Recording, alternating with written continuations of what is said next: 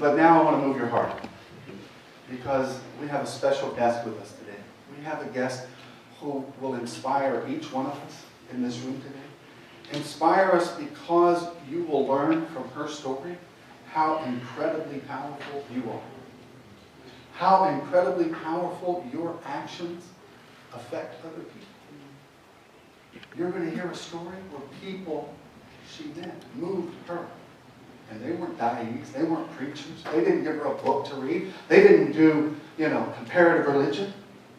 They treated her with Gaddafi class, with hikmah. And today we have Sister Lauren Booth, a journalist, a broadcaster. She currently presents 2 programs on Palestinian issues. One is called Remember Palestine, the other one is the Diaspora.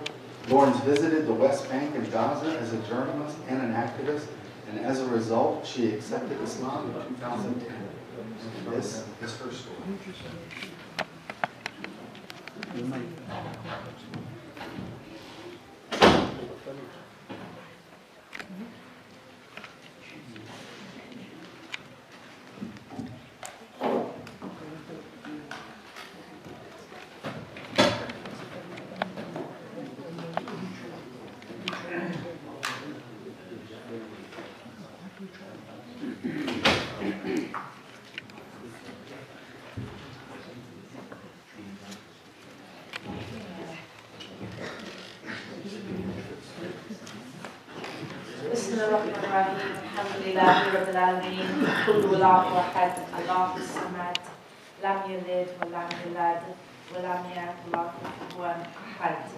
Assalamu alaikum wa rahmatullahi wa barakatuh.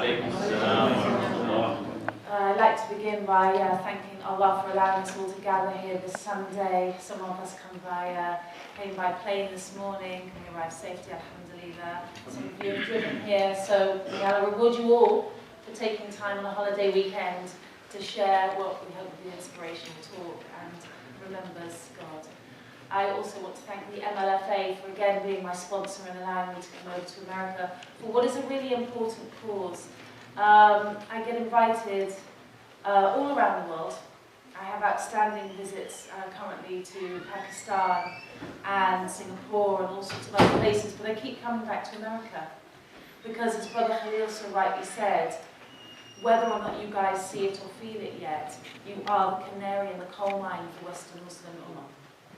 And if you go down without a fight, the rest of us are really in trouble. What the NDAA means is that people can be disappeared. If you leave this and you don't support the MLFA and people who are protecting your rights, one of these days a local son who's at university will be vanished from the street. You won't know where he's gone. For all you know, the American government's got him. It's serious, serious stuff going on here. So I'm worried about it, and I hope that you'll be thinking about it and take this seriously. Make dua to Allah, but be active in your communities not to put up with this. Now, I've been Muslim 2 years, and it still surprises me that I'm standing here in hijab and in long flowing clothes. And if I saw myself 2 years ago, if I walked in to the masjid, and I saw me standing here, my reaction would have been something like this. No way. What did they do to you? Lauren, what happened to you? That's what I would have said to myself. So what I'd like to share today is how come a journalist from the mainstream, from a political family, comes to join what is tragically being portrayed as the world's most hated, but is actually the world's most vilified religion. So we all have to look at where we come from, so I'll begin at the beginning. I was born in London. My father was an actor, Anthony Booth, in the 70s. My mum was a model. And in our household, there wasn't a great deal of religion. My dad was what you might call a lapsed Catholic. What does that mean? Well, anybody who knows the Irish community will know that it means that my dad used to get drunk and then sing Irish songs that had the word God in them. That's what being a lapsed Catholic means. My mum was a superstitious Christian, so she would never pray, never go to church, but she would buy crosses and hang them all around the house to ward off evil spirits. Now, my grandmother did teach me to pray. She taught me the Lord's Prayer, and I used to say that at bedtime. But the feeling inside me was stronger than just words taught to me by my grandmother. It's hard to describe. It's just a memory of being 5 and 6 years old and knowing that I personally, as a child, loved to put my hands together and say the words, "Dear God," and then come out with a list of asks. Because I believed so strongly, I understood so strongly that the power in my house was my father, my mother, my grandmother, my grandfather, and above them all was God making all the decisions for all of us. It was common sense. When do we lose that common sense? Allah tells us in the Quran that we have fitra, belief, knowledge of God, that He puts into us in the wombs of our mother. Well, I can relate to that. Because I remember having absolute certainty and knowledge of God when I was little, even in the family where the belief wasn't practiced. But we grow up in a Western secular environment, and it's really, really hard to hold on to that rope of belief. In fact, Allah subhanahu wa ta'ala calls it a rope, the rope of Iman. He says, hold on tight to that link to God. Well, what happens is we slide off. When I was 10 years old, I remember that I'd go to bed praying, and then gradually friends come over and you have sleepovers, right? So I remember a friend coming over from school. She stayed the night. At bedtime, I put my hands together. "Dear God, please," and she looked at me like I was crazy. She said, "What are you doing?" I said, "I'm praying to God, of course." She said, "What? Santa Claus, the guy with the big beard on the clouds. You believe in invisible beings." And it just made me feel like I was being mocked. Maybe I was crazy. Everything crumbled. Without any practice, without any teaching, without anything to hold on to, my faith just wore away. And then, of course, what happens is you get to be 11, 12, and 13. And two things happen simultaneously. First of all, your hormones kick in. Hormones kick in. And then your arrogance and the ego. You could say the nafs kick in. So I remember very much going from a humble child into, I run the world and I miss everything. And I was like that for about 30 years, embarrassingly. The longest teenage life ever. So holding on to the rope of Iman is really pretty difficult. And what did I know about Islam growing up in North London in the 70s and 80s? Well, I went to an all-girls school, and in my year were around 3 Muslim girls. And so over the next 6 years, I watched them from a distance. We never sat together. They had their own clique going on. I was doing something different. But I observed, and if you'd have asked me about Islam, I would have said, yeah, I know about Islam. I know 3 things about Islam. And you'd say, well, what do you know about Islam? I'd say, number 1, Islam means that Muslim girls have to grow their hair down to their waists. Secondly, Islam means that Muslim girls are really good at maths. And Islam means that Muslim girls are all going to be doctors, and it comes from Pakistan. Now, up until 9/11, that was, I'm really embarrassed to say, all that I thought I knew about Islam. And you can see and judge how much of that was wrong or right. I would be more embarrassed about that if that wasn't actually probably 2 things more than most of America still knows about actually Islam. When you are a revert, it's warming for everybody to know the moment that the person felt that fitra return, or that light come into the heart. And so people would begin to ask me 2 years ago, what happened? When did it happen? When did you first think there's something more out there than this shell and this need, this pair of shoes, this next thing? And I thought really hard about it. And I found the moment. And I'll tell you about it now. In the year 2000, I had a newborn baby called Alexandra. She was a month old. And I was sitting in front of the TV one night. And an image came onto the screen that stopped. It stopped the world for me.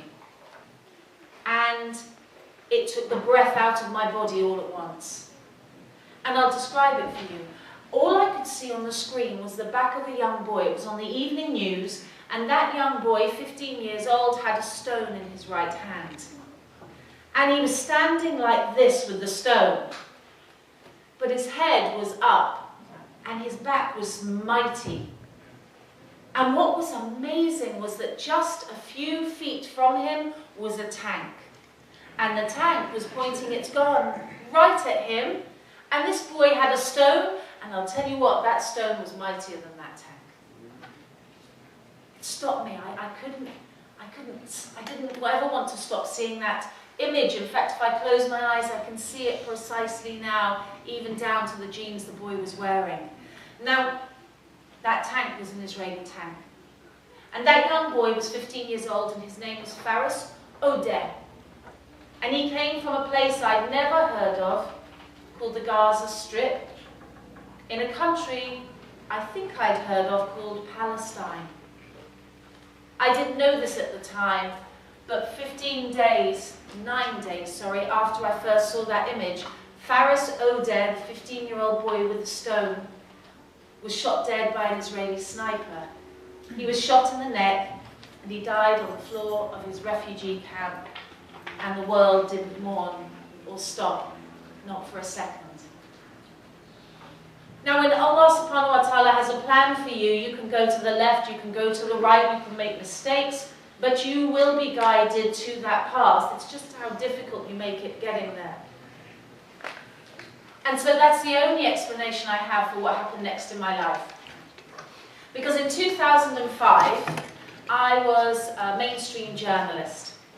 I had a column in a newspaper called The Mail on Sunday, which was read between 2 million and 4 million people every weekend. I was writing about living in France. I had a villa in France. I had a swimming pool. I had 2 daughters. Life was sweet. And I didn't need anything. I was also at the height of my arrogance.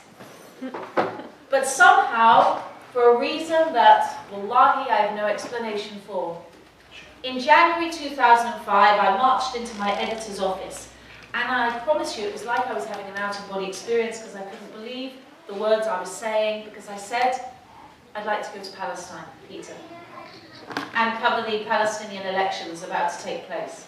Now, Peter Wright is a very clever guy. He's one of the best editors in what we call Fleet Street. He should have said to me, Lauren, it'd be ridiculous. You're not a war correspondent, go back to writing about hairstyles. For goodness sake, go back to writing about living in the south of France. Off you go, and I would have gone. But that's not what happened. Peter looked at me, he said, all right, go to Palestine. Here's the money. I'll give you 4 pages in the magazine, see you in 2 weeks.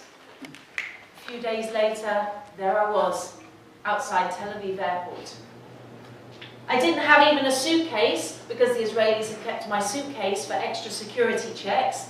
I had 3 phone numbers with Palestinian names on them I'd never met, and I had no idea what was going to happen next.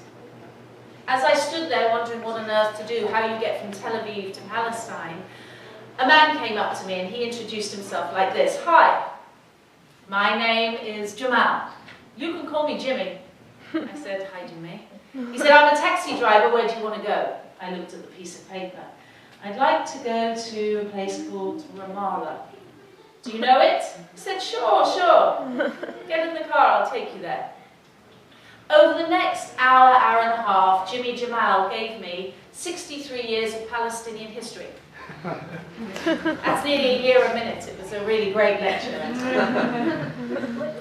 It was Occupation 101, and I learnt a lot. We got through Jerusalem, Al-Quds. We went on the roads towards Ramallah, sections, Area C it's called, of the Palestinian occupied lands, towards the West Bank. And as we got closer, the road got less and less like a motorway, more like a bit full of rocks and not so illustrious. And I said to Jimmy, why don't we use that road on the mountain? It's going the same way and it's empty and it's a good motorway. I remember he just looked at me and said, you don't know much about this, do you? I said, tell me. He said, that road up there is for Jews only. If I go up there with you in this car, we'll be shot dead in around 6 minutes. Shall we go? Yeah, well, we can sense of humour. I think it's been around death so much. And he did this. I went, no, I don't want to go on that road. He said, and the joke's on me because I'm from Jerusalem. I'm a Palestinian from Jerusalem. So my taxes go to pay for the Jews-only roads that I can't use unless I'm going to be shot. And a single word came into my head, apartheid. That was all, just apartheid. Jimmy took me to the first checkpoint I'd ever seen. It was by now dusk and I was on my own. And when he asked me to get out the car and said goodbye, I said, what do you mean goodbye? Please take me to my hotel, don't just dump me. He said, you don't know much about this, do you? I said, tell me. He said, I can't go to the West Bank. The Israelis have given me an ID for Jerusalem. I can never ever visit Gaza and I can't go to the West Bank. You have to walk through on your own and get a different taxi. Apartheid. In the morning, the next day I woke up. I had somehow, with a couple of phone calls, the numbers that I'd been given, secured an interview with Mahmoud Abbas, who was about to become president of the Palestinian Authority on the day he was elected. I mean, it was a major scoop for any journalist. There were journalists, war journalists and correspondents from around the world, and me, writing about hairstyles and living in the south of France, gets to me. It was amazing. Now, when you meet a world leader, especially on election day, you have to negotiate with their security. Now remember, I'd never been to an Arab country. I didn't at that point know any Muslims. I'd certainly never been to the Middle East. And I was on my own with Mahmoud Abbas's personal security guards. These were two of the biggest Arabs you've ever seen in your life. 6'5" and 6'8". Both of them with guns, walkie-talkies, camouflage pants. It was like in a movie. They put me into this metal container that was an elevator. Before that, they took my bag. Take your bag, take your phone, take your coat. I was standing there on my own. And I remember really well one of the walkie-talkies on the men's belts went. He took it out and he said something like this.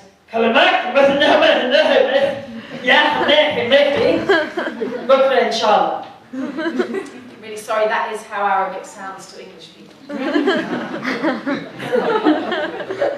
And I thought immediately, subtitle, we'll kill the white woman later. Because I realized that I had Arabophobia. In the back of my mind all the time since I'd arrived in Palestine, that first 24 hours, was the fact that who was going to be the one who kidnapped me? Who was going to be the crazy with the gun? Was I going to end up in some horrible YouTube video on Al Jazeera? It was on my mind. I was racist. I'd absorbed all of those negative images without ever having met a Muslim or a Palestinian in their homeland. Now they say that politics, a week is a long time in politics. Well, I can tell you today, 3 days, it's a life-changing amount of time in Palestine. Because just 3 days later, I went from being scared of every Palestinian man that I met to loving every person that I met. And I knew that I'd give my life for any man, woman or child. After just 3 days in Palestine, such was the love and kindness that they showed me as a stranger.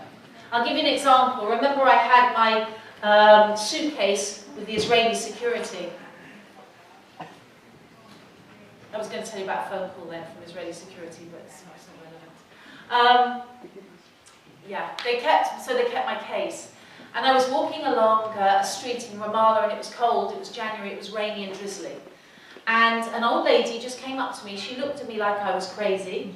And she grabbed my arm and said, "Yalla, yalla, yalla," which means basically, come on, come here. And she took me into her little home, and she ushered me into a bedroom and opened a cupboard, and she took out a big coat and she put it on me. Then she found a little case and she put some jumpers in, and she closed the case and gave me the case. She wrote down what I presume was her name and number, because it was in Arabic, I didn't understand it. She showed me to her door and she said, "Salam alaikum." So what is this? What is this? What sort of people do that? You see a stranger on the street, you give them a coat and you give them a case of clothes, you say goodbye. It was remarkable. And stuff like that happened on every single day of that trip. And it changed my life and it changed my heart. And when Allah subhanahu wa ta'ala wants to tell you something, wants to show you something, no matter how stubborn you are, you will start to see it. That was in 2005. I went back in 2006 to write another article. And this time, I got my first Quran in English. Would you like to hear how I got that Quran? Well, I was walking in Jerusalem the day after leaving the Gaza Strip. I'd gone to Gaza for the first time. And I can't tell you about that trip. It was so difficult what I saw with the occupation forces that I was traumatized. Let's just say I was traumatized. And I was in the streets, Jerusalem, and it was raining, and I had 40 minutes before my flight, and I was stressed. I had a long list of things to get for my kids, and a young Palestinian man got into step with me, and he said, "Marhaba," like this. And you know when you're stressed and angry, you can be a not very nice person. So I was like, yeah, marhaba, whatever. And a voice in my head said, "Don't you dare ever be rude to a Palestinian in their land, because they have made you welcome everywhere. You just check yourself." So I took a breath. I said, "Sorry, how are you?" He said, "I'm fine. What can I do for you today?" That's Italian. It's definitely not a Palestinian accent. Okay, he wasn't Italian, he was Palestinian. I said, "Look, I've got this long list of souvenirs that I need to buy for people, and I don't know where to get them." He said, "This is great news. All of the men in these stalls are my uncles. We shall help you." I read out my list. It was 2 stuffed toy camels for my daughters, a mother-of-pearl photograph of Yasser Arafat, a ceremonial knife for my husband who collected knives, and maybe a Quran in English, because I wanted to see what all the fuss was about by now. In the next 40 minutes, we dived in and out of beautiful souk stalls in the ancient roads of Al-Quds. We drank so much mint tea, I think I got diabetes. Seriously, that tea is too sweet. 40 minutes later, we're back outside in the streets. I have bags full of all of those gifts and many more things. And I turned to this young man, who, by the way, I'd never seen before, and I've never seen again. And I said to him, "How much do I owe you?" And he looked at me and said, "You don't owe me anything. These are a gift from the people of Palestine to you. Don't forget us when you go." That's how I got my first Quran, as a gift from the people of Palestine to a stranger who meant them no harm. Alhamdulillah. Now, I still wasn't on the road to Islam, I promise you. I was a happy sinner. In fact, I don't know anybody who was a happier sinner than I was. I was not seeking spiritual enlightenment, I wasn't reading any books. But if Allah has a plan for you, you will still get dawah. So I wasn't going to any lectures, I wasn't looking at Islam, I was just doing my job, and I was interested in freedom for Palestine. But I was getting dawah. And I was getting dawah from one specific place: Somalian taxi drivers. May God bless Somalian taxi drivers. They are the invisible army of Allah subhanahu wa ta'ala.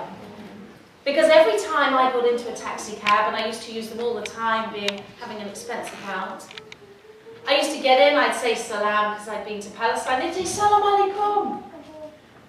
As the Prophet said to his wife Aisha, da da da da da. And there would begin a lecture that would go on as long as the journey lasted. I would get Quran, Hadith, Sunnah, beautiful stories that made my heart melt. And you know what, after a few months of this, I started to think this guy, Muhammad, sounded really great. It began actually that when I heard his name, my heart felt like it was actually growing in my chest. I felt such love for him. I thought, and I would ask, tell me more about Prophet Muhammad. And of course they would. Now it's interesting, today I still sometimes get into taxis in North London, and yes, they are still driven by Somalians most of the time. And I say, because I'm a sister now, Salaam alaikum. And they all say the same thing to me. The exactly same thing. It's a question. I say Assalamu alaikum. They say, are you married?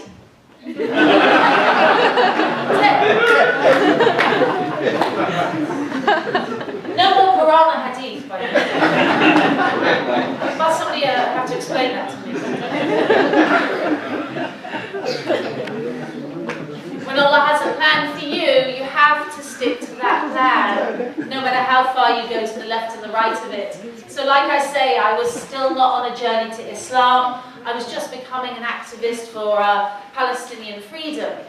And so imagine my surprise when I got a phone call when I was on a visit to London from a man called Muhammad Ali. Muhammad Ali runs a channel called the Islam Channel. And he said he'd like to have a meeting with me, which I thought was curious. Because I worked for the mainstream, I worked for a newspaper that was far from friendly to Muslims, and I didn't even know how he'd heard my name. There we go, and Allah has a plan for you, He has a plan. I went to have a lunchtime meeting with Muhammad Ali and his head of programming. Now I want to give you some insight into who I was at the time. The arrogance and the hardness that was inside me. Muhammad Ali came to sit down at the table. I sat down at the table. He has a beard, quite a long beard, down to here. In Gazan terms, in Gaza we call them serious beardies. I guess you have to be Palestinian to get that one. He was a serious beardie, and he sat down and I did this.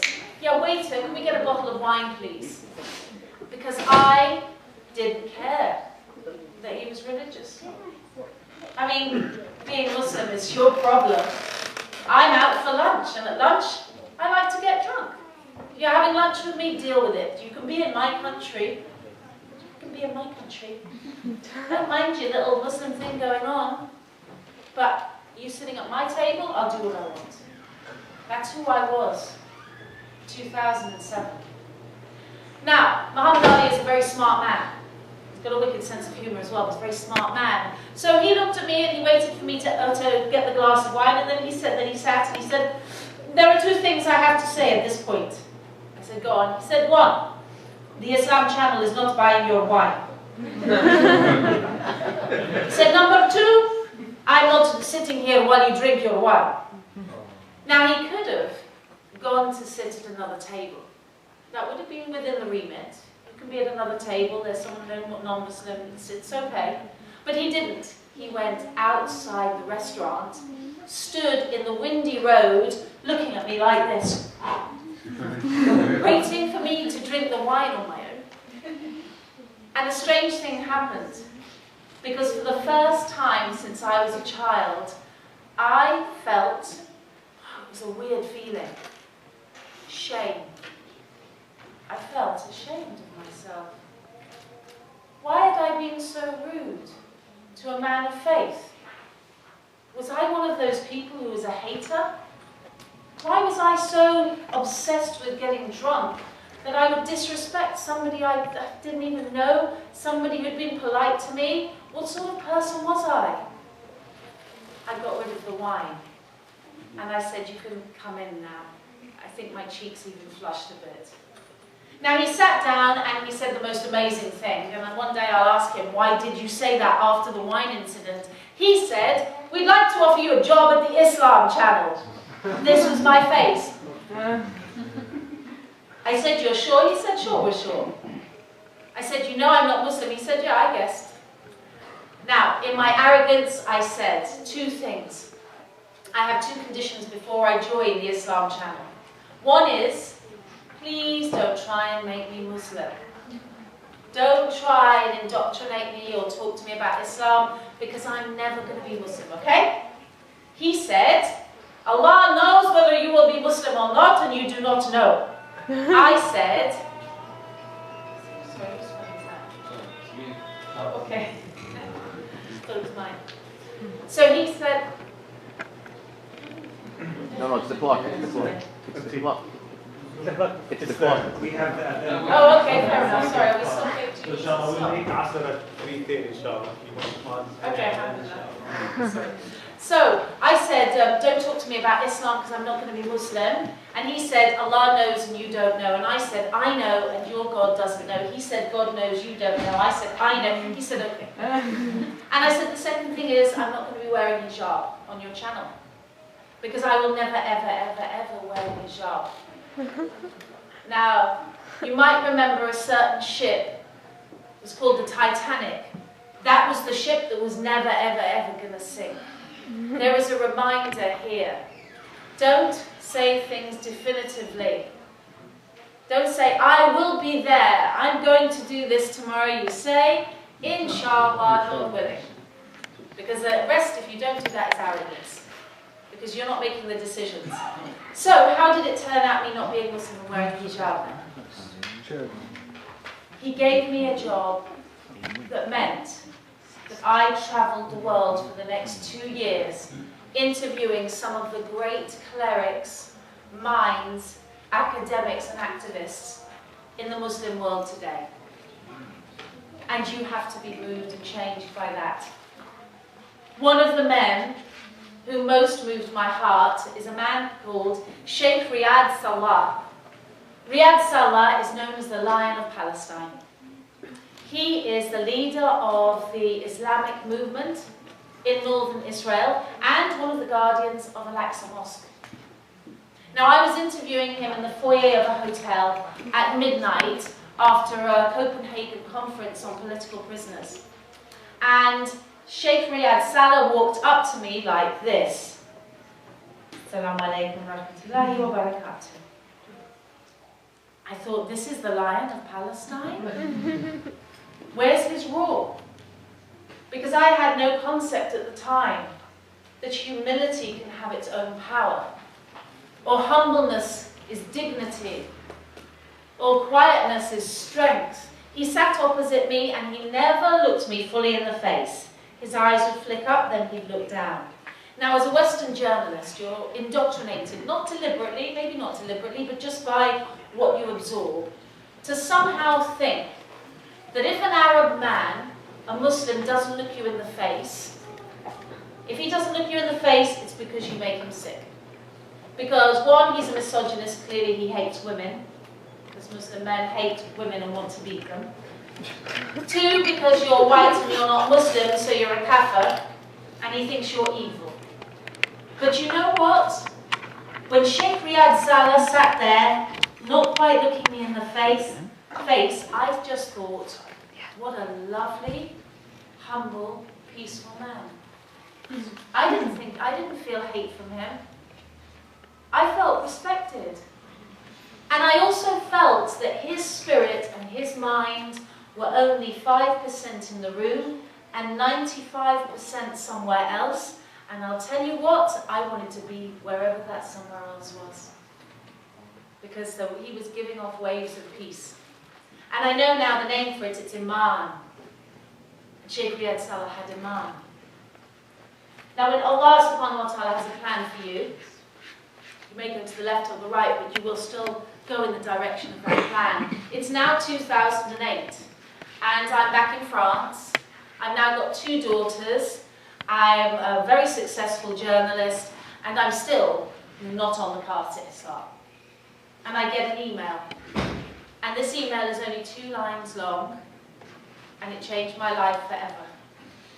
And the email read this: would you like to go to Gaza by boat? If so, call this number. I looked at it and thought, that is insane. Who sent me this email? I didn't recognize the sender. Would you like to go to Gaza by boat? Call this number.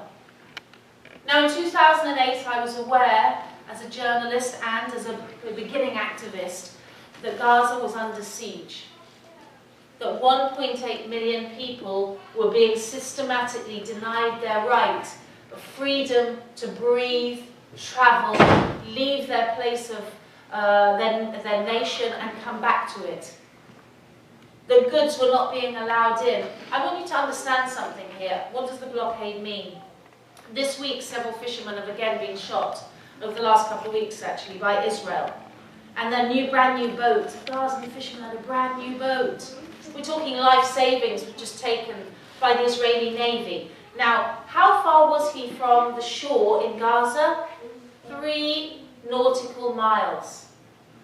Now, under the Oslo Accords, the Gazans can fish 23 nautical miles, but in truth, they never get past 3 without being gunned down. And when they spray the boats, the Israeli Navy, they use toxins that smell like cattle dung. They make you very sick. And then they tell the men to strip off and get into the icy sea, swim to their boats where they're beaten and they're taken into custody. That's if they're not shot. That's what a siege means. You can't go anywhere by sea. There's Erez here. No man or woman under 50, 45, 50 is allowed to go that way, into the rest of Palestine. And you've got the Rafah crossing here and the rest is razor wire. They've got no air service, no train service, and no roads to the rest of the world. Would you like to go to Gaza by boat? Call this number. I called the number, I couldn't resist. And I remember a voice answered and said, "Hello, this is Osama." I thought, blimey. I do not want to go to Gaza by boat with Osama. It would be a really bad career move. Alhamdulillah, it was a different Osama. And I found myself going into my editor's office again and saying, "Peter, I want to go to Gaza by boat." Peter said, "Here's the money, come back in 2 weeks, we'll give you 4 pages of the magazine." And I remember standing outside his office going, does he just want to get rid of me? In August 2008, I took a plane to Cyprus and I joined 45 of the best human beings I've ever had the honour and the privilege of meeting in my life. And none of them were Muslim. A lot of them actually were ladies in their 50s, 60s and 70s from your area, from Los Angeles. That's how Free Gaza started. And a lady called Greta Berlin. And other students and activists and nurses and doctors, all kinds of human beings joining together to get on 2 of the worst fishing boats you've ever seen in your life, to try and get to Gaza so that people would see that it was wrong to put a siege on 800,000 children and 1.2 million adults. I remember the day that we were going to leave. We had frogmen from the Cypriot Port Authority go under our boats to check for Israeli explosives. It was a very dangerous, not funny thing to do. We all were told to write our wills. We all left messages for our family. I was the only person to have young children at the time, and I cried a lot when I left the message. We got on the boats and we set sail. In the middle of the night, I was awake and a young girl called Jenny was driving briefly. She was captain briefly, and the radio came on, and a message came through the darkness of the night, and it was this: "Free Gaza, free Gaza, free Gaza. This is the Israeli Navy. This is the Israeli Navy to free Gaza. Turn back now, or you will be stopped. This is your only warning." I promise you, the hairs on the back of my neck stood up. My heart all but froze in my chest. Then Hebrew music started to come out of our emergency radio. I turned to Jenny, who's like this tall. I said, "Jenny, what are we going to do?" She said, "There's only one thing we can do, Laura." And I said, "What?" She said, "We might as well dance." That's what we did. We danced around for half an hour to Hebrew music. And then the radio went off, and it was silent, and we carried on through the night. And the next day, at around 11 o'clock in the morning, our Irish skipper climbed the mast, and he said the most beautiful words I've ever heard after "It's a Girl." He said, "Land ahoy." And there in the distance was Gaza, coming out of the mist in the Mediterranean Sea. The most beautiful thing I've ever seen. And as we got closer, there were dots in the distance, and we peered and we looked and we said to each other, "What are the dots?" And as we got closer, we realized they were people. Thousands of Palestinian people had slept on the beaches, unable to believe that after 44 years, boats were finally coming from the outside world that weren't an enemy. They'd slept on the beaches. And we got a bit closer, and then a wall of sound hit us. And the sound was, "Allahu Akbar, Allahu Akbar, Allahu Akbar." And everybody was cheering, and children were in the sea, and little boys were climbing up, and grown men were crying and sobbing, and everyone was shouting Allahu Akbar, and it was the greatest day of my life. Now, 3 days later, I was supposed to leave Gaza and go back to my children, and to this day I can't tell you why I didn't get on the boats. I have no explanation for you as a mother. I have no explanation for you as a wife. But I watched those boats leave, and I didn't know how I was going to get home. I tried 3 days later to go to the Rafah crossing with Egypt with my British passport to see if I could get home. And the Mubarak regime guard looked at it like this and said, "So you're Lauren Booth. You're not going anywhere. Go back to Gaza." I said, "What do you mean? You're open to let internationals leave. You've made an announcement. I'm an international. I'm leaving." He said, "No, you're not. The Israelis want you to stay.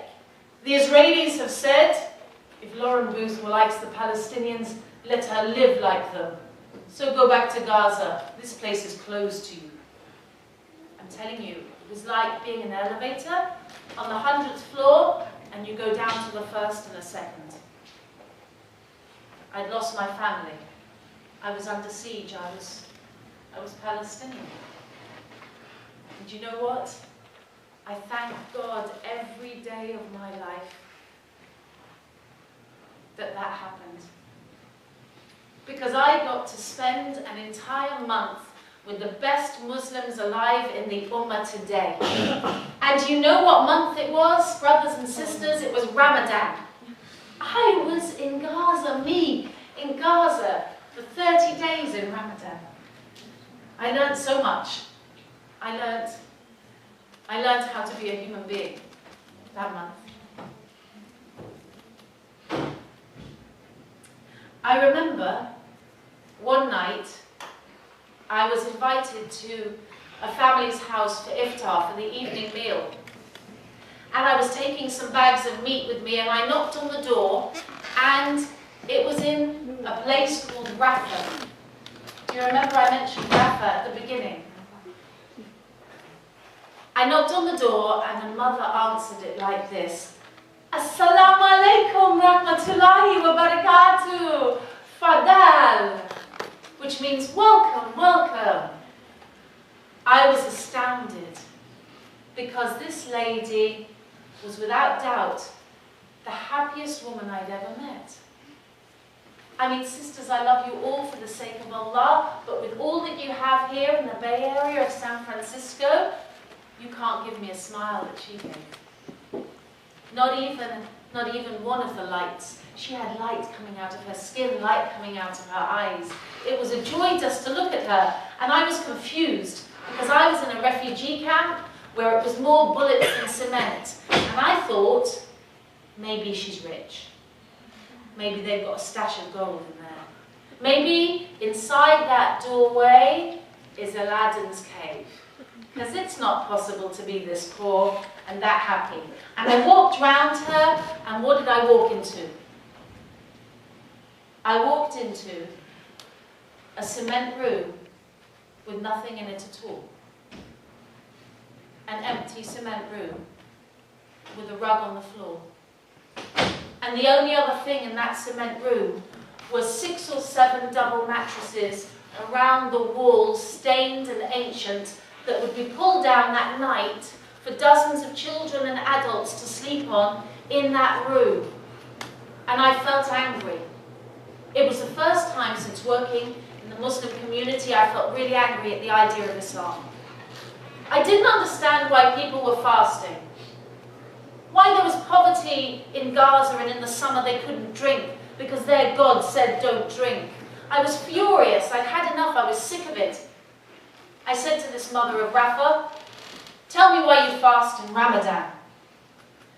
You say your God loves you, so he asks you to do without water for 30 days. But you know that your water is dirty every day. So what? You say your God loves you, so he asks you to do without food for 30 days, but you're hungry 365 days a year. So what's the fast for? Go on, tell me why you fast. And she looked at me and she said, I fast to remember the poor. Subhanallah. She was fasting with nothing in her stomach and nothing of dunya to remember other people who were poorer than she was. At that moment, a key went into my heart and I thought, if this is Islam, I want to be Muslim. If this acceptance of your fate and happiness with it is Islam, I want to be a Muslim. If this humility before God is Islam, I want to be Muslim. If this love of your fellow man is Islam, yes, I want to be Muslim. But you know, Allah subhanahu wa ta'ala calls us time and time again in the Quran the forgetful. How many times in the Quran do we read, "O mankind, you forget. I give you these signs, I send prophets and messengers, and you forget." And when that lady said Salam alaikum and shut the door, I forgot that feeling. And I forgot about Allah. But you know what, brothers and sisters? Allah never forgot about me. I went back to sinning, and Allah still forgave me. Imagine that. He still forgives you no matter how far you go in your behaviors. That is Ar-Rahman Ar-Rahim. Allahu Akbar. I got out of Gaza after 30 days, and I went back to my family, changed forever, but I still wasn't going to be Muslim. I loved the people dearly now, and I loved the Gazan people and the Palestinians as my brothers and sisters, but faith, bowing, praying, giving things up, nah, wasn't going to happen. I was stubborn. Stubborn and arrogant, both words used in the Quran to describe various states of the heart. I had that heart. But in 2010, I got another nudge, and it was Al-Quds Day.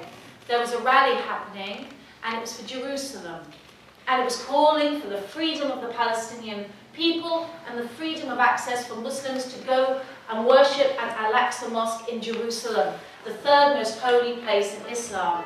And I wanted to cover it for my news channel. So I went and I covered the march, and then afterwards, a friend and I were driving, and guess what month it was? Ramadan. And as we were driving, we were going on a day out, and the adhan went for Maghrib, just as we passed a beautiful mosque.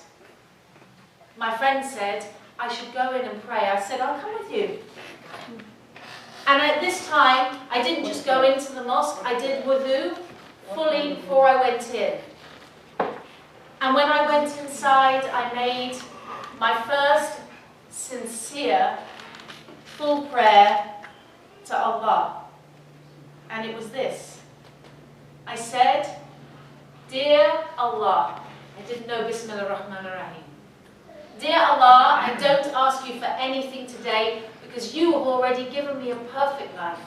I have a great life, thank you. But please, please, please bless Palestine and help the people." And then I sat down. Now I sat down as a tourist. I just wanted to watch the other mums feed the kids. I was nosy. These women were Muslim women in Ramadan. I was curious, but that's not what happened. When I sat down, as soon as my body touched the floor, I was in a place of such bliss and peace as you've never felt. It was like sitting beneath a waterfall of tranquility. Such calm came over me that I forgot who I was.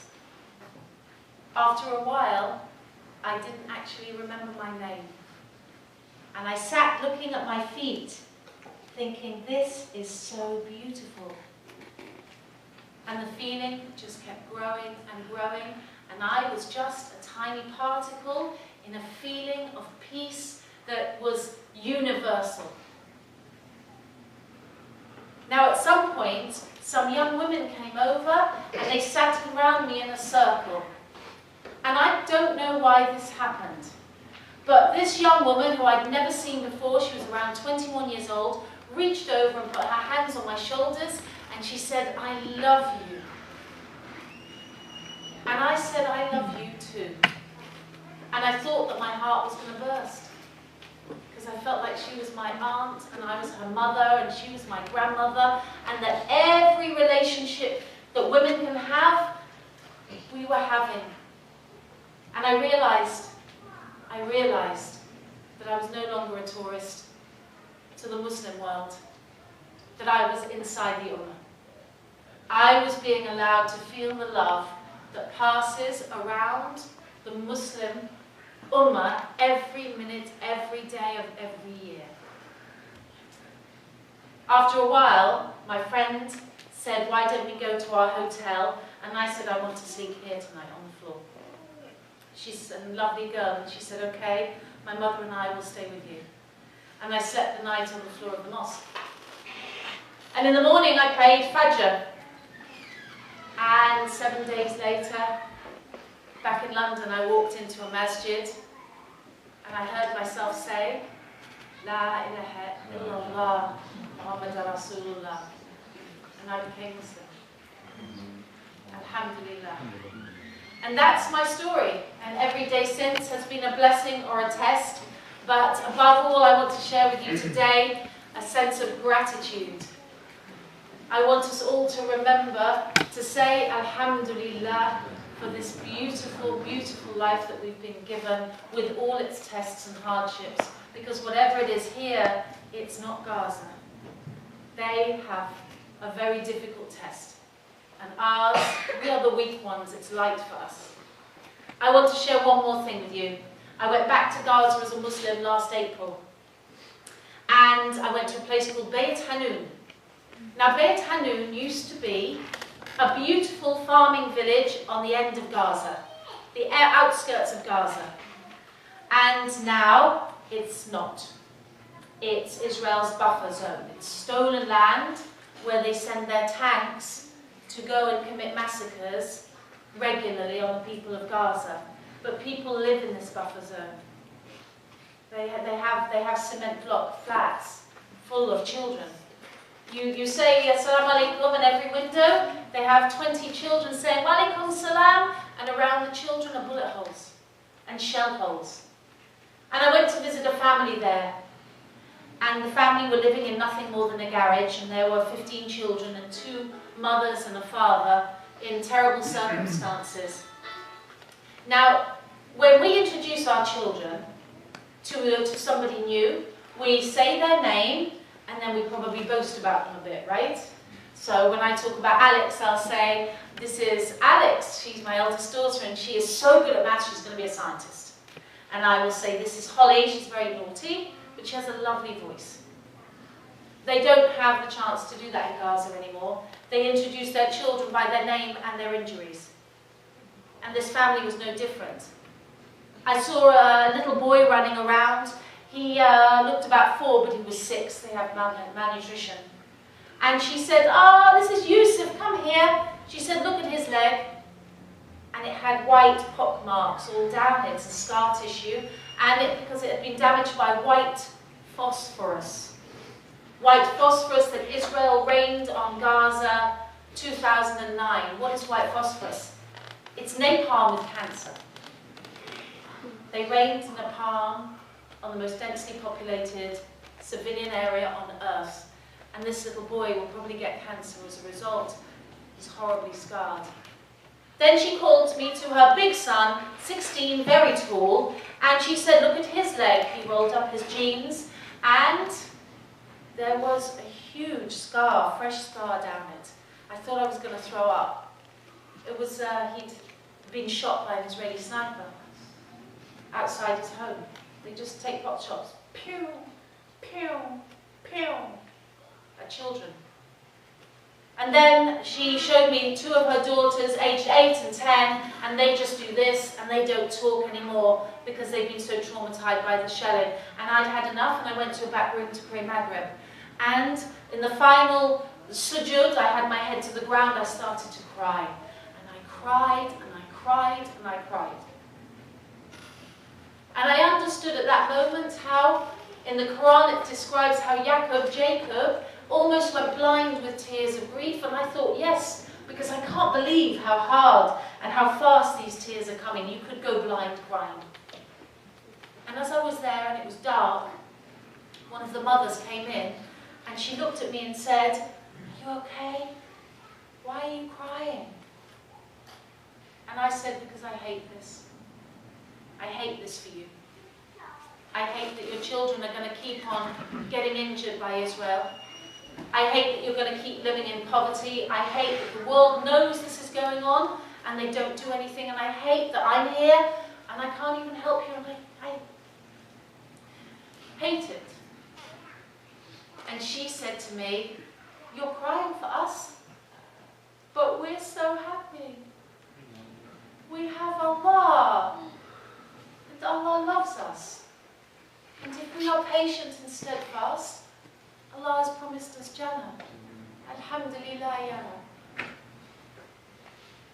Now, let us all just remember to say Alhamdulillah, and we'll echo the dua, Ya Allah, make us grateful. Thank you for all the reminders that you give for gathering us here. Ya Allah, we remember our brothers and sisters in Syria and their bravery. Make them brave. Ya Allah, protect them and give them strength. Ya Allah, protect the people of Gaza and all of Palestine and make them steadfast. And forgive us all our sins. Ameen. Forgive me if I've made any mistakes.